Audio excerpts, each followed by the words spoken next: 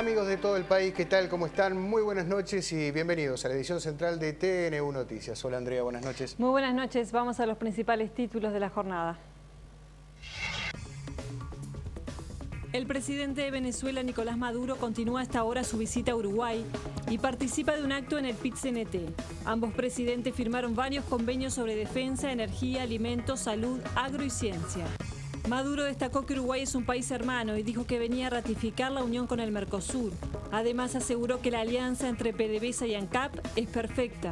Mujica agradeció la presencia del presidente venezolano y dijo que puede cometer el error de dar marcha atrás en el proceso de integración. Acá se juega el futuro, enfatizó el mandatario. Un grupo de opositores al gobierno venezolano denunció hoy en el Palacio Legislativo falta de libertades y pidió que no se le reconozca a Maduro como presidente de ese país. El asesino de una mujer en Florida fue declarado inimputable por la justicia. El hombre no era consciente de sus actos, es una persona enferma, aseguró la jueza penal, quien decidió la internación psiquiátrica del homicida. El presidente Mujica insistió con la idea que el Estado regule la venta de la marihuana y afirmó que a los adictos se los tratará de curar. El exdirector de la OPP durante el gobierno de Tabaré Vázquez, Conrado Ramos, se incorporó hoy a filas del Partido Independiente. En Estados Unidos se encontraron con vida a 3 jóvenes que habían sido secuestradas hace más de 10 años. 36 años después de su último título, Aguada logró coronarse campeón de la Liga Uruguaya de Básquetbol.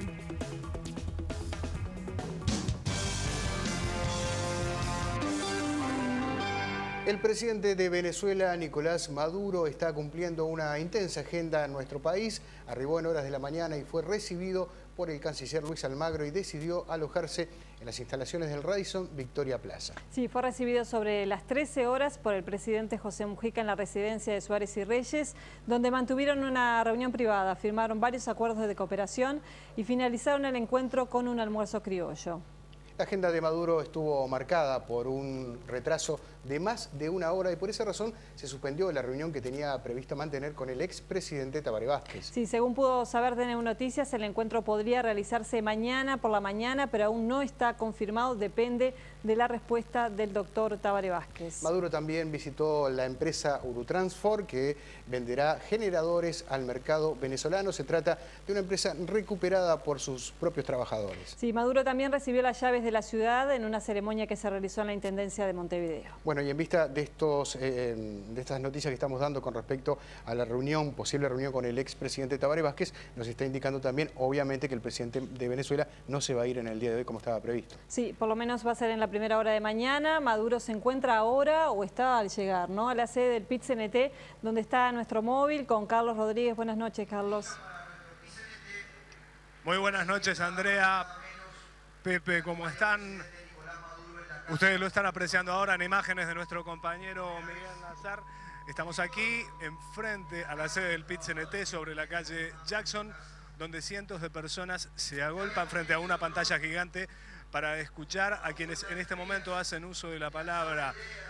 Hace minutos nada más hablaba uno de los coordinadores de la Central Obrera, Fernando Pereira. Ahora lo está haciendo otro de los coordinadores, Marcelo Abdala. Luego lo estará haciendo el presidente José Mujica y luego el presidente Maduro. Les decimos que sobre las 7 de la tarde arribó aquí a la sede del PIT-CNT el presidente Mujica junto a la senadora Lucía Topolansky. Sobre las 19:20 lo hacía el presidente Nicolás Maduro con toda su comitiva. Lo que nosotros les proponemos es ingresar con nuestras cámaras en la sede de la Central Obrera para escuchar un tramo de lo que está en estos momentos hablando para el público Marcelo Abdala, como vocero del PIT-CNT en este caso. Legítimo del Paraguay, Lugo, quienes no hicieron la más mínima demostración ante esos quiebres institucionales contra las transformaciones en América Latina, ahora ponen el grito en el cielo porque tenemos el altísimo honor de que un presidente legítimo, electo por la mayoría de su pueblo, tiene el gesto correcto de salir por América Latina a dialogar con todos los pueblos y tiene el gesto de venir a nuestra República Oriental del Uruguay. Hasta llega ese desparpajo, como bien decía Fernando, que quienes no hicieron nada para que haya negociación colectiva, quienes fueron cómplices de la persecución antisindical a lo largo y a lo ancho del país, y quienes ni siquiera cumplieron la tibia, la tenue disposición de la OIT de que el salario mínimo nacional antes de decretarlo se consulta, nos vienen a hablar a nosotros los trabajadores de las libertades sindicales. Vamos a volver más adelante con el móvil en vivo a la sede del PIT-CNT. Este mediodía, Maduro y Mujica brindaron una conferencia de prensa en la residencia de Suárez y Reyes.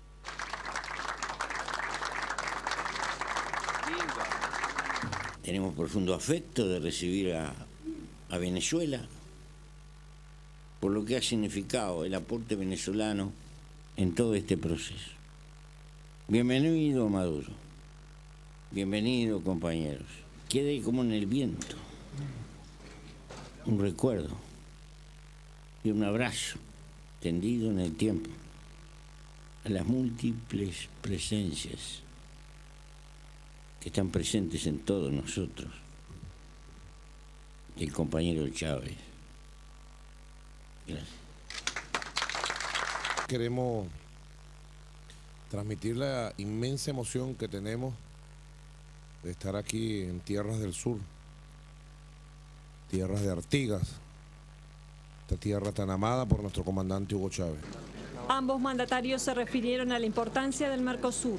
Consideramos, por las asimetrías particulares que tiene el Mercosur, como una relación importantísima la presencia de Venezuela en el marco de lograr relaciones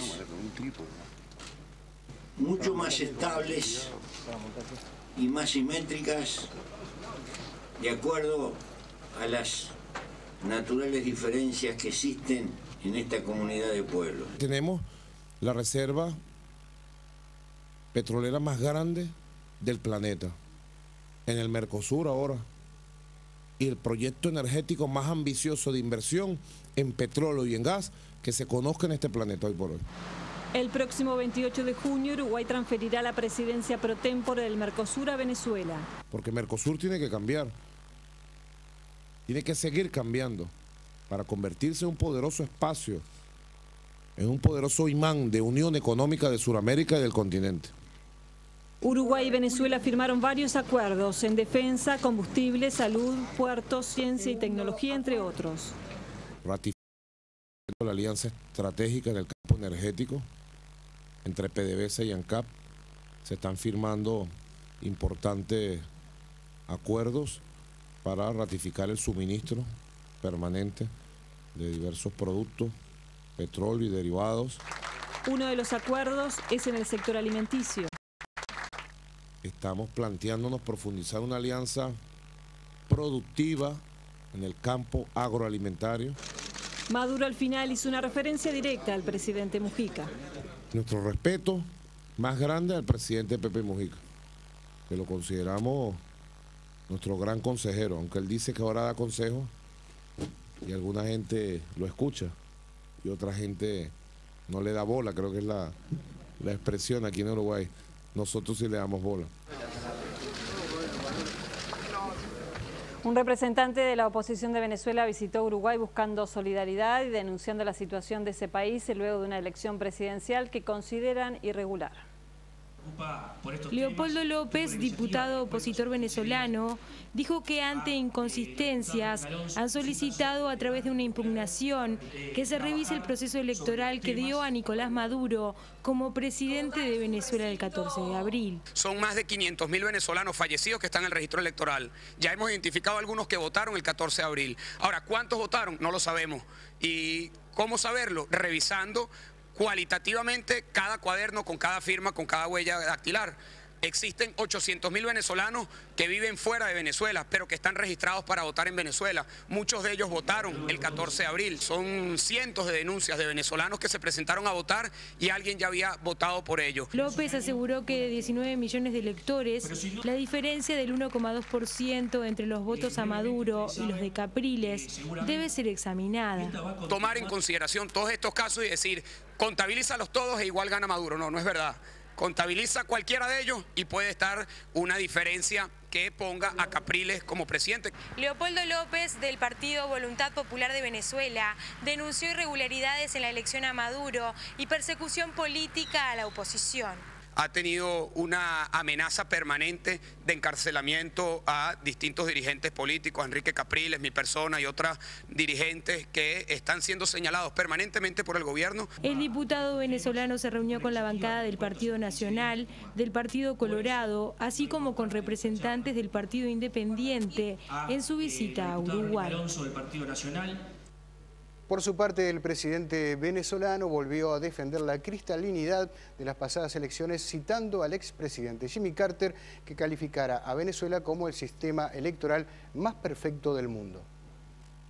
¿Cómo puede ser que las máquinas auditadas, los certificados, el acta final, sea bien para contar unos votos X y del mismo proceso esté mal para otro? Que cada quien saque sus propias conclusiones sobre un proceso venezolano que tiene un sistema electoral, me perdonan, no pretendemos ser petulantes aquí, pero ha sido calificado por el expresidente Jimmy Carter. No se puede decir que Jimmy Carter es comunista ni chavista, ¿verdad? Presidente de los Estados Unidos, como el sistema electoral más perfecto del mundo.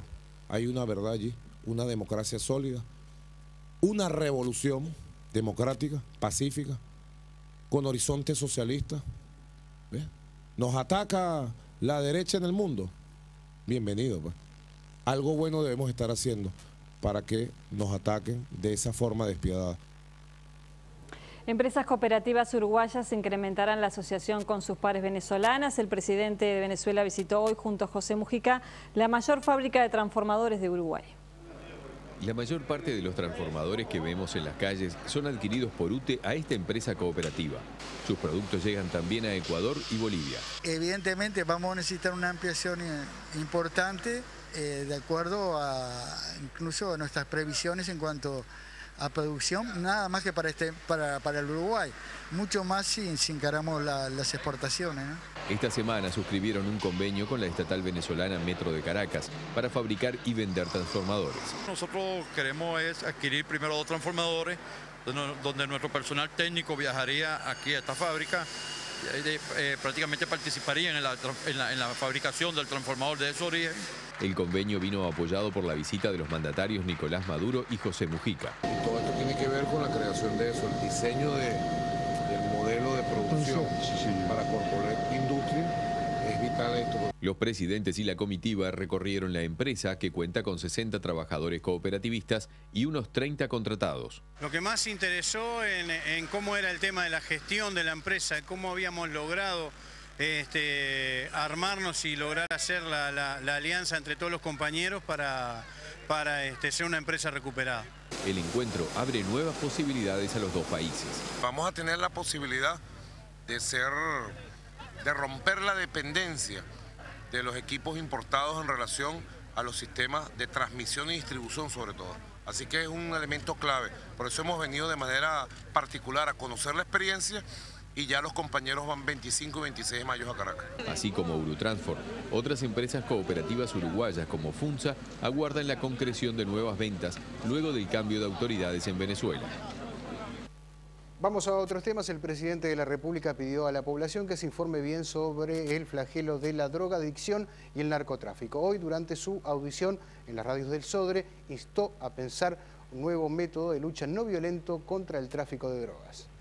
El presidente reiteró varios conceptos como que la drogadicción es una desgracia y el narcotráfico es aún peor. Por ese motivo se busca la regulación del mercado mediante otros mecanismos. Hemos planteado la idea de sacar de las sombras ese comercio y encontrar algún mecanismo legal de vender racionalmente una cierta ración mensual. Cuando se detecte una tendencia al consumo excesivo, se recomendará el tratamiento.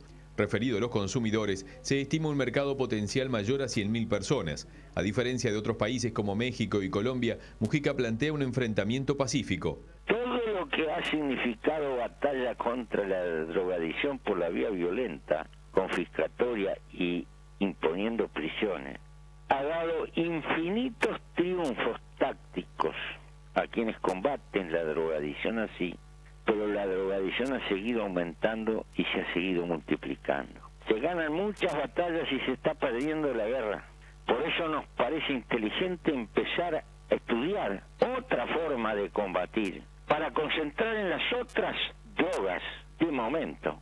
El esfuerzo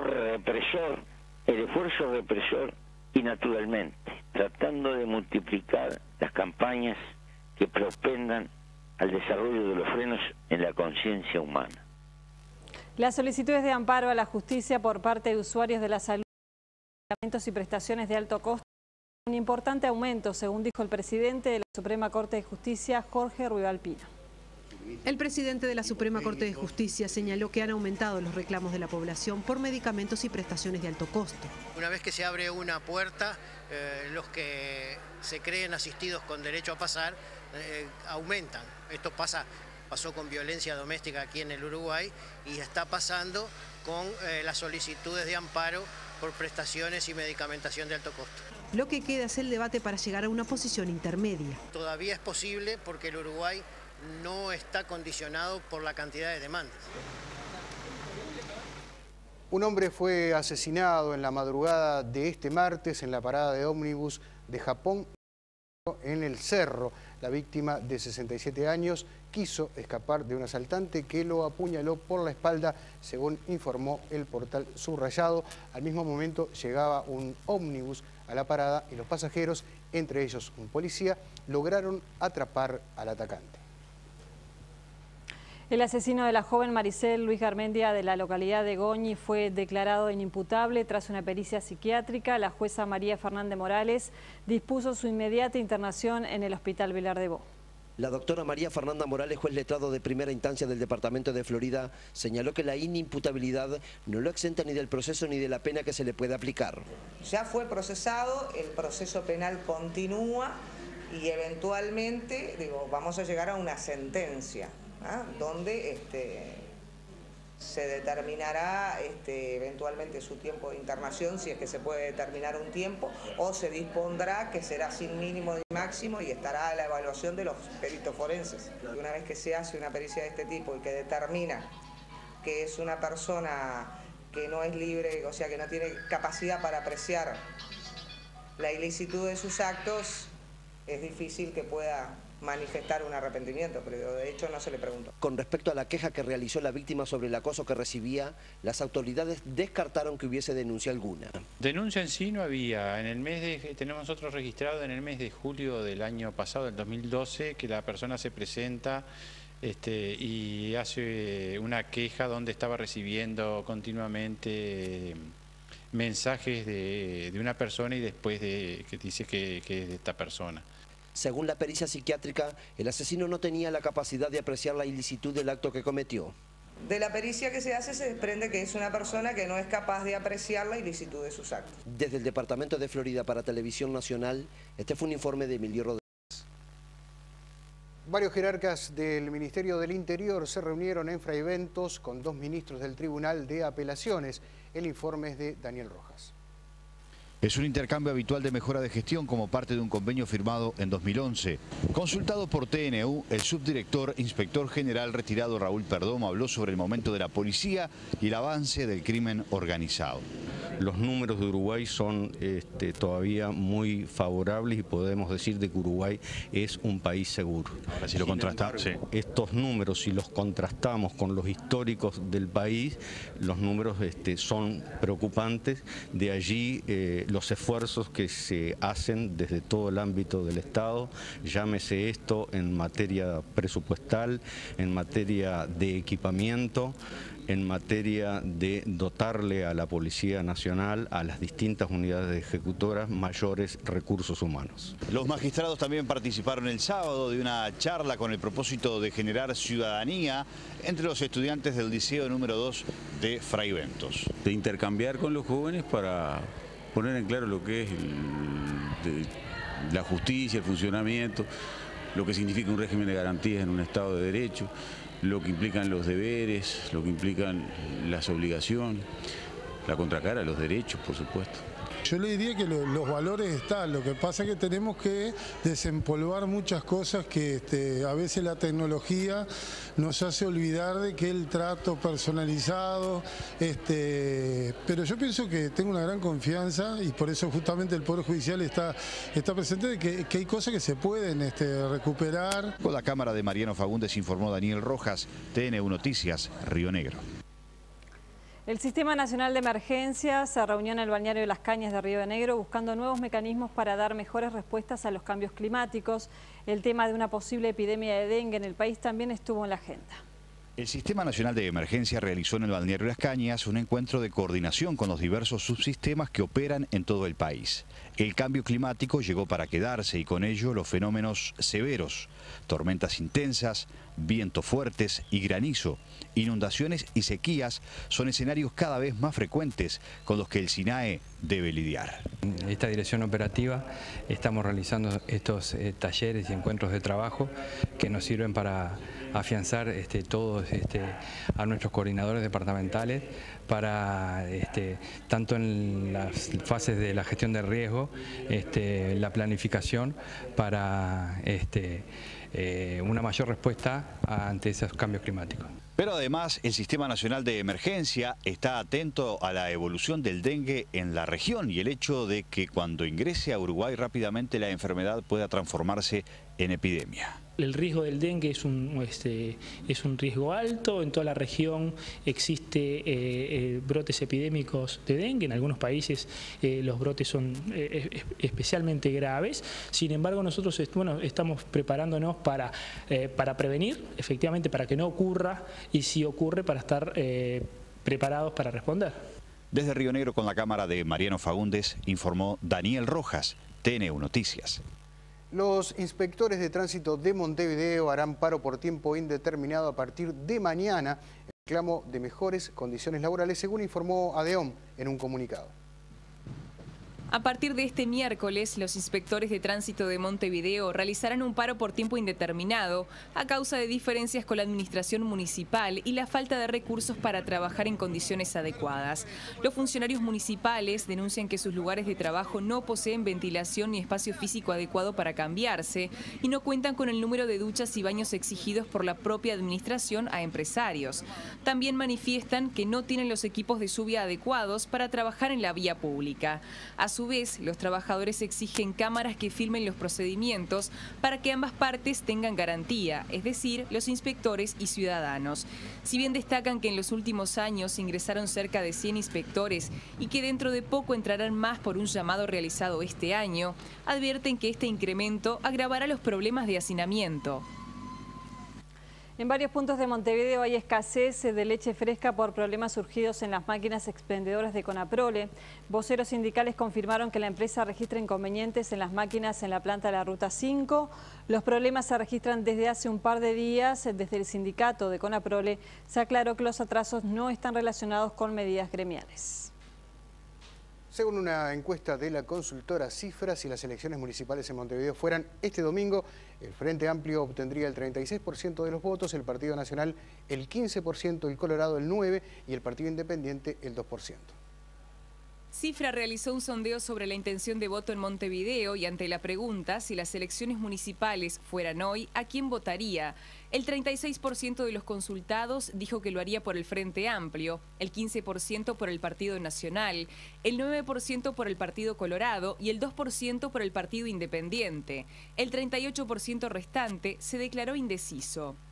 En cuanto a la posibilidad de una alianza entre blancos, colorados y otros grupos, el 49% de los consultados dijo que no, pero el 46% dijo que probablemente la votaría. El 5% restante de los montevideanos no opina. Entre los que se definen como votantes del Frente Amplio, el 81% no votaría esta alianza, pero el 16% podría hacerlo. Entre los votantes de los partidos tradicionales, el 84% de los nacionalistas y el 88% de los colorados estarían dispuestos a sufragarla, y el 9% de cada una de las colectividades no lo haría. Otro dato relevante es que del 38% de los indecisos, el 56% votaría un lema conjunto y el 36% no lo apoyaría. El ex director de la OPP, Conrado Ramos, se incorporó al Partido Independiente. Entre sus propuestas destacó evitar el clientelismo político. Conrado Ramos aseguró que sumarse al Partido Independiente reafirma su concepción socialdemócrata liberal de izquierda y que encuentra en este grupo político un espacio para trabajar temas que no son abordados. Creo que hay dificultad en instalar ciertos temas de debate en la agenda política, como la profesionalización de la gestión pública tomada en serio, que creo que es un muy buen antídoto a vicios y prácticas de clientelismo político, patronajo, inclusive apropiaciones corporativas en áreas muy importantes para el Estado, como pueden ser educación, empresas públicas o gobiernos departamentales. Ramos dijo que la entrega de cargos por lealtades o servicios públicos es un vicio a enfrentar en Uruguay. Poder cortar este tipo de vicios, tener a las mejores personas en los lugares de gestión y liderazgo, y creo que eso el sistema tradicional de cuoteo político en el Uruguay no lo permite, y creo que este tema hay que hablarlo. Pablo Mieres, presidente del Partido Independiente, aseguró que Ramos ocupará un lugar de relevancia en la fuerza. Uno de los puntales de la elaboración programática del partido, trabajando con nuestro equipo de técnicos y acompañando ese proceso en un lugar central, pero también va a actuar políticamente, es decir, va a estar participando de las instancias de discusión y de decisión del partido. Ramos es doctor en Ciencias Políticas y experto en reforma del Estado. Fue subdirector de la Oficina de Planeamiento y Presupuesto en el periodo de gobierno pasado.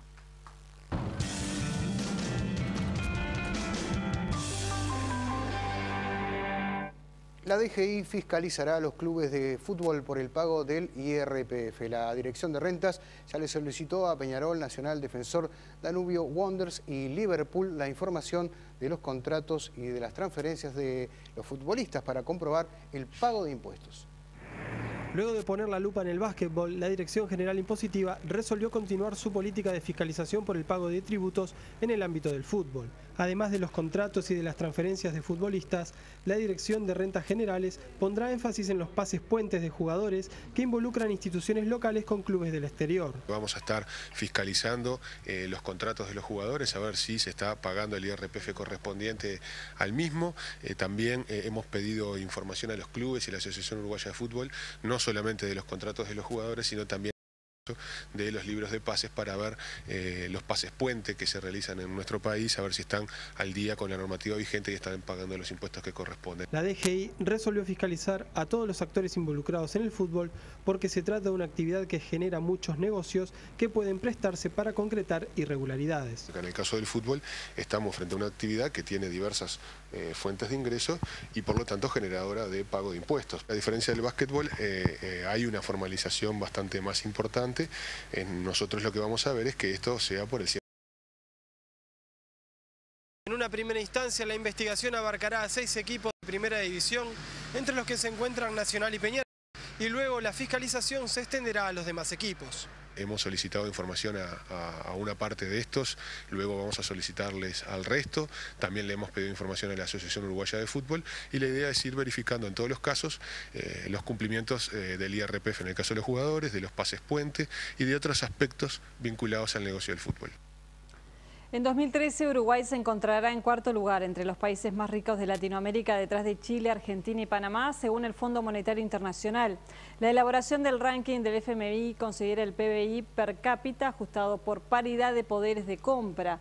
La información económica la aporta el Instituto Uruguay 21. Vemos ahora la cotización de las principales monedas.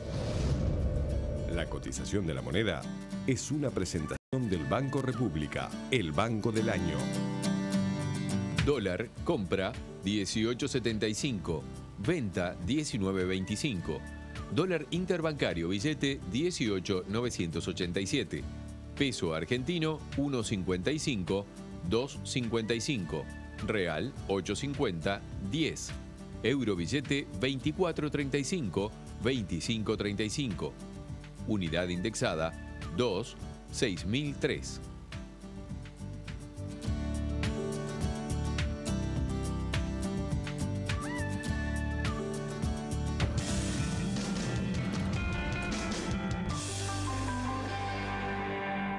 Este programa es presentado por Antel. Usa giros de bits que te permite enviar y recibir dinero estés donde estés.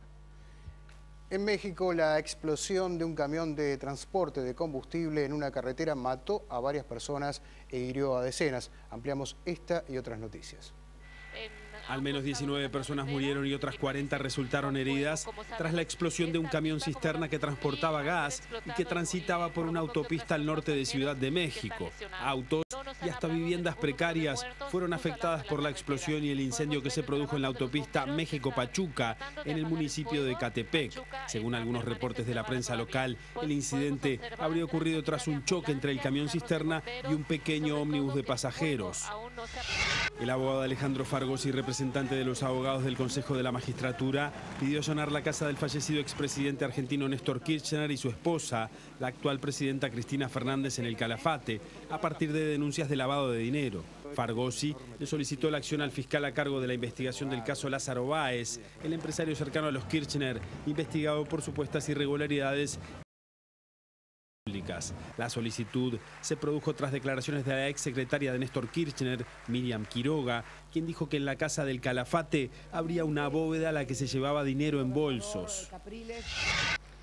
El Papa Francisco visitará una favela y se reunirá con jóvenes presos cuando viaje a Brasil en julio, en su primer viaje internacional como jefe de la Iglesia Católica.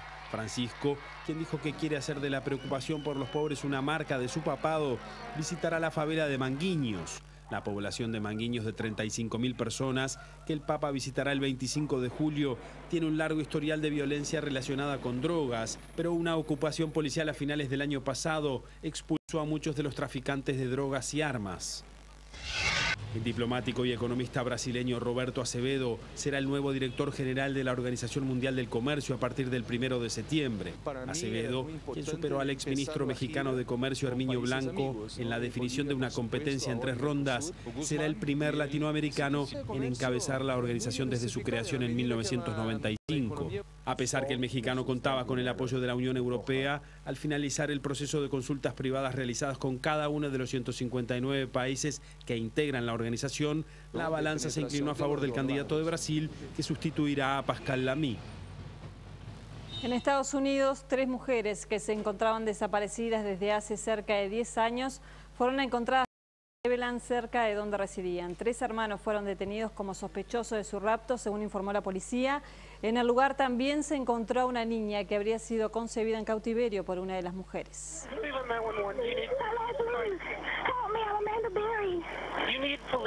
Las autoridades dijeron que se conoció el paradero de las mujeres tras una desesperada llamada de emergencia de una de ellas, Amanda Berry, momentos después de ser liberada por un vecino que dijo que la escuchó gritar y acudió en su ayuda.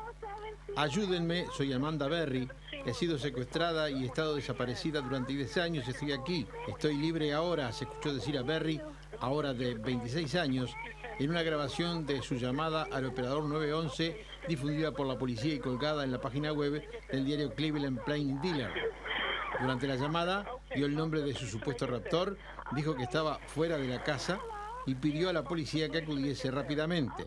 También indicó que sabía que su desaparición había aparecido con profusión en los medios. El vecino, de nombre Charles Ramsey, dijo en una entrevista a la CNN que cuando llegó, Berry parecía desesperada por abrir la puerta y salir al exterior. Berry fue vista por última vez a la salida de su trabajo en un restaurante de comida rápida a la víspera de su cumpleaños número 17 en abril de 2003. Las otras 2 mujeres encontradas fueron identificadas por las autoridades como Gina de Jesús, de 23 años, que desapareció en 2004 con 14 años, mientras que caminaba hacia el colegio, y Michelle Knight, que se dijo que tendría entre 18 y 20 años cuando se la dio por desaparecida en 2002. Las 3 residían en el lado oeste de Cleveland, la misma zona donde finalmente aparecieron.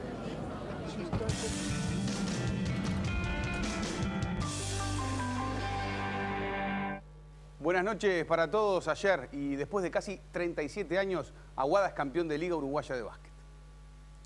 Vamos a ver imágenes de la final frente a Defensor Sporting, un digno rival, lo tuvo hasta ahí Defensor, lo peleó con todo, dos estilos distintos, un proceso el de Defensor Sporting, con más de 10 años con Jauregui a la cabeza, lo de Aguada, talentos, gente que invirtió dinero, como el presidente Perchman, como Rabaida, también el vicepresidente, para que llegaran figuras. La mejor que tuvo el torneo, Leandro García Morales. 25 de 25 en libre para Leandro, del promedio de lo que fue este jugador que anotó 36 puntos y que fue, además del goleador de las finales, el gran jugador que tuvo la Liga Uruguaya de Básquet y el más valioso para todos. Castrillón, ahí lo veían con la 4 porque ayer entró muy bien, en el partido 15 puntos. Los más jóvenes que anduvieron bien en las otras finales, como Cabot, no aparecieron tanto en el día de ayer. Aguada jugó sin Smith, sin uno de los extranjeros. Iba a terminar igual marcando esa diferencia. Los 15 de Castrillón, los 13 de Federico Álvarez no alcanzaron. 17 de Pablo Morales también, de un muy buen partido. 12 de Diego González, ahí estaba Muro que anotó 10 puntos entonces para la victoria y el título después de casi 37 años del Aguatero. Ya vamos a ver las notas y también los festejos, pero en el día de hoy el gran tema fue el señor de la navaja. Usted, si no sabe de lo que estoy hablando, ya se lo vamos a contar.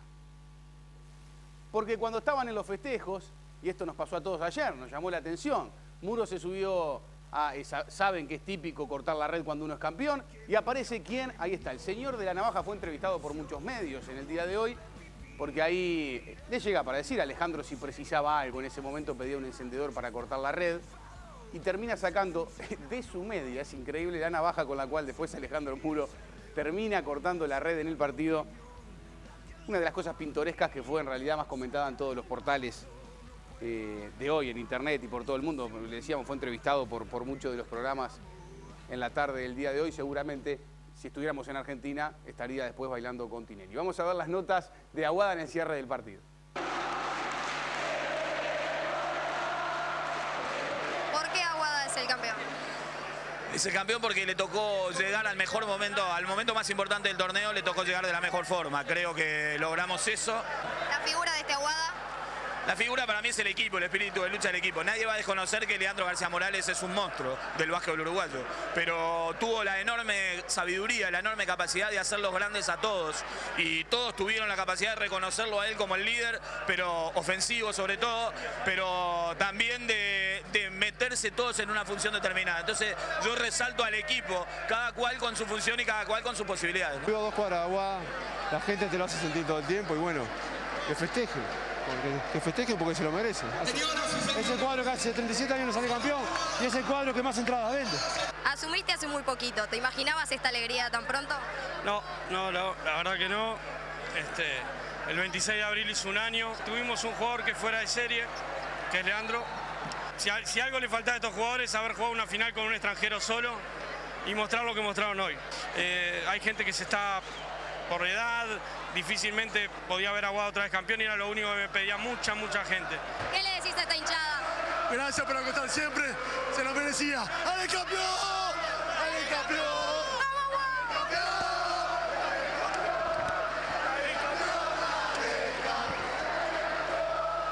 Bueno, la alegría de la gente de Aguada, las notas de Leticia Bueno. Hoy es una columna de básquet. Lo único que les voy a comentar es que llegó Garcilaso y que el jueves juega 21:15 frente a Nacional, pero el día de mañana vamos a desarrollar más información. NBA. Es todo básquet el día de hoy. Victoria de Chicago a Miami. Estamos hablando de los playoffs de las semifinales. Pierde Miami, gana Chicago con Robinson con 27 puntos. LeBron James anotó 24. Eso en una de las conferencias que además tiene Indiana frente a los New York Knicks en la otra semifinal. Y vamos a ver después lo de el oeste, que juegan Oklahoma y Memphis, que habían jugado el día anterior con la victoria de Oklahoma que va 1-0, y San Antonio Spurs, que consiguió la victoria. ¿Con quién? Con un gran partido de Ginobili, que va a meter el triple decisivo para la victoria 129-127 frente a los State Warriors. Ahí está el triple de Ginobili para la victoria.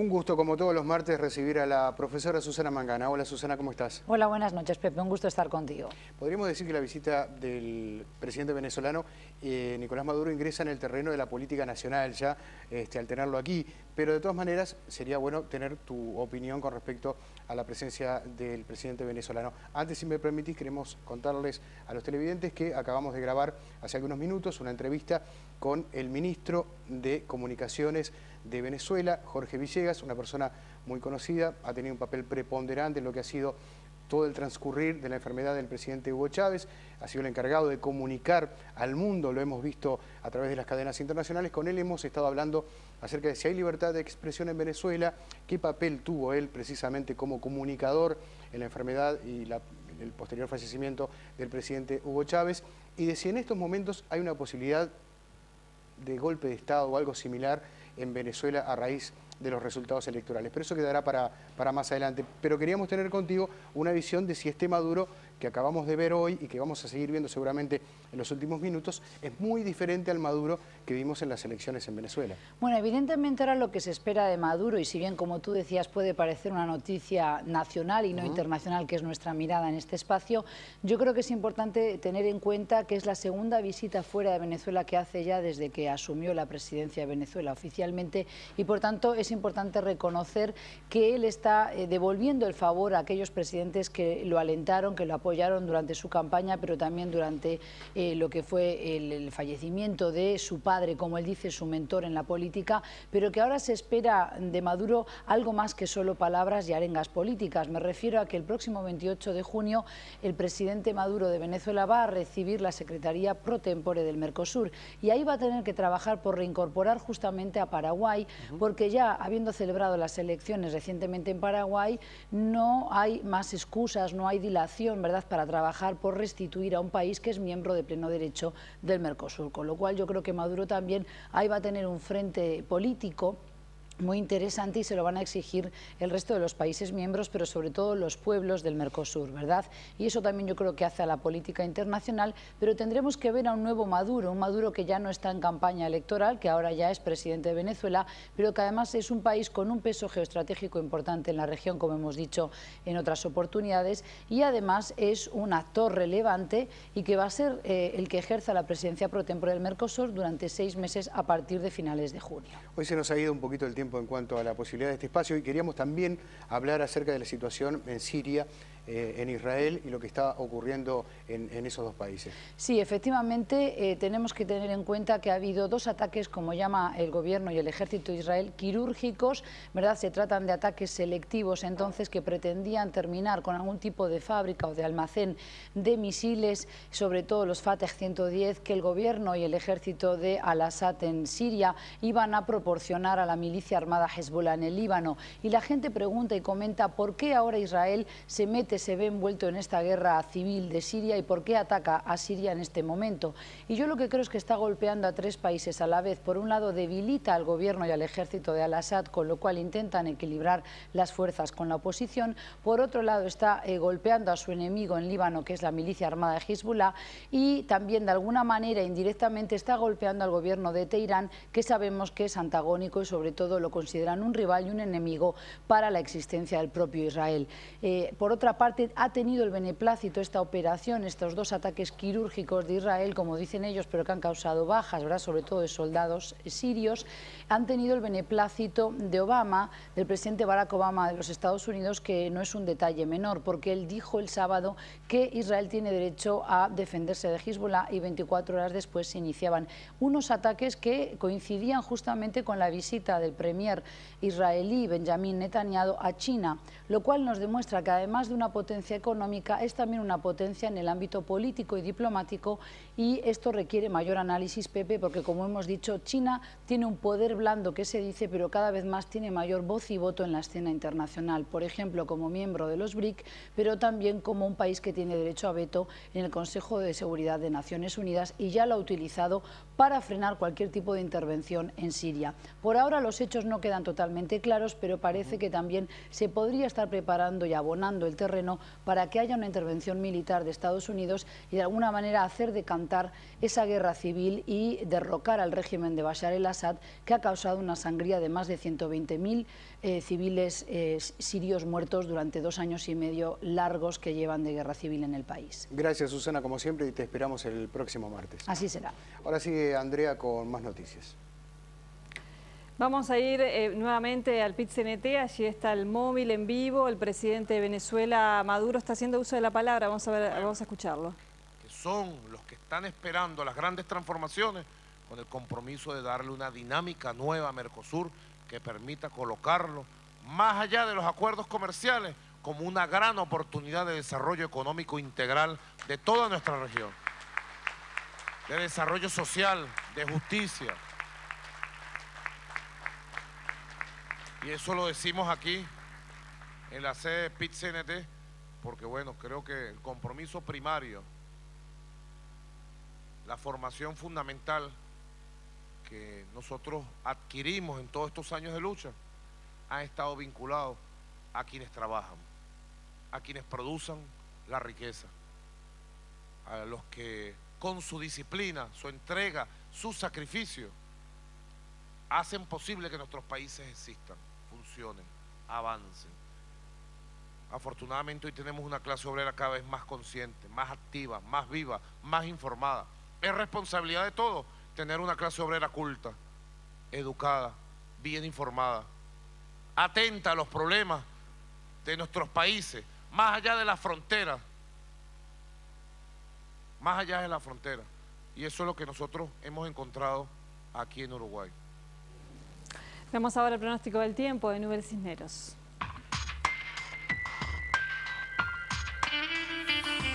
El miércoles se repite el inicio de jornada frío, mínimas de 6 grados con nieblas y neblinas aisladas, lo que nos obligará a salir abrigados. Hacia la tarde, las temperaturas se moderan gradualmente hasta llegar a los 20 grados de máxima en el norte y 18 grados en el resto del país, con buena presencia de sol, recordando que las noches seguirán frías, lo que hará necesario llevar un abrigo. El jueves habrá que salir abrigado, pues el comienzo de jornada seguirá frío, con mínimas de 7 grados, observándose aún nieblas y neblinas aisladas. En la tarde se mantendrán condiciones de tiempo estable, con máximas levemente por encima de lo esperado para la época del año, en el entorno de los 24 grados de máxima, enfriando nuevamente hacia la noche. Y bien, sumamente intensa la agenda del presidente venezolano. Pensaba visitar el país solamente por el día de hoy, estar mañana en la República Argentina, pero en Buenos Aires ya se está hablando que Maduro estaría llegando mañana de noche o quizás hasta el próximo día jueves, perdón. Sí, hay actividades que quedaron pendientes en el día de hoy, como el encuentro con el expresidente Tabaré Vázquez, que puede ocurrir en las próximas horas. Entonces se ha corrido parte de lo que ha sido la agenda de Maduro aquí en Uruguay. Nos vamos. Nos vamos, ya viene Cuéntame, reencuentro con las noticias como siempre en la edición del cierre a la medianoche. Hasta mañana.